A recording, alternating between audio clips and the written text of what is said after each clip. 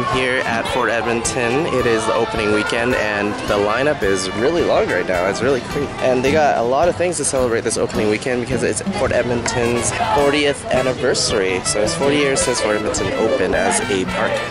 Events happening in every era. Celebration of Queen Victoria's birthday. They got a car parade of all those old cars, and the line just keeps getting longer and longer. So Fort Edmonton Park is open. Yeah, definitely check it out for the season. So while we're at the fort, it's kind of obvious that Edmonton has made a lot of changes the last hundreds of years that this area has been settled by fur traders. But Edmonton, I've noticed this week, there's been tons and tons of changes. Of course, we got the arena project happening, but right across the street, that Staples building that's been there for well over a decade at least, it was just torn down. And I was just at West Ed yesterday, and everything's being revamped there. The ice rink is taken out right now. I don't know what they're doing with it afterwards. There's several stores that are gone. There's other sections that are being renovated right now as well. When you go to Booster Juice, right where the world's largest lake is, the top area is all gone. So they're definitely doing some rebranding within the mall, especially after their new logo came out. Another big story, of course, is the Galleria project. Extra private money got put into that. There's gonna be a whole different downtown in the next, 5 to 10 years, it looks like. There's also talk of the library being redone as well from its current 50s, 60s-ish building. That's gonna look pretty cool if they put it in.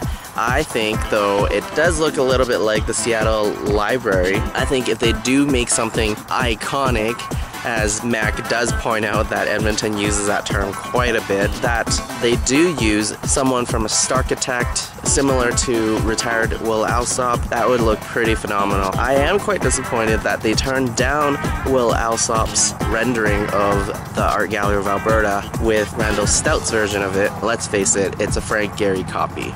Another thing changing the landscape of downtown Edmonton, of course, is Jasper Avenue.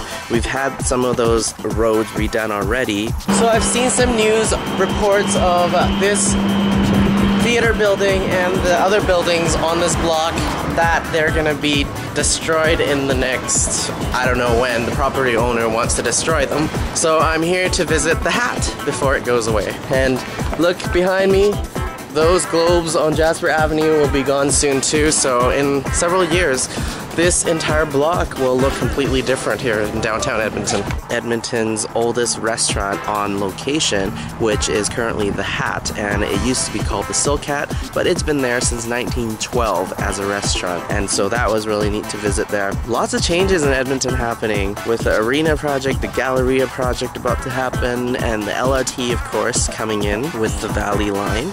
I love how convenient the streetcar is. You can just hop on and hop off.